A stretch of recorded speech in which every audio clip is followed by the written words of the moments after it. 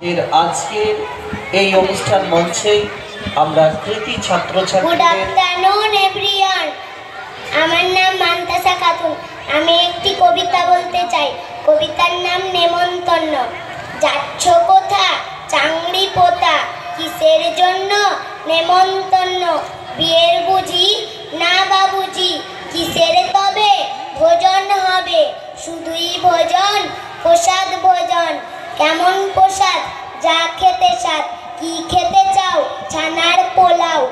ইচ্ছে কি আর সরপুরি আর, আহ কি আয়েস, রাবড়ি পায়েস। এই কে বলি ক্ষীর কদলি, বাহ কি ফলা, সবরি কলা।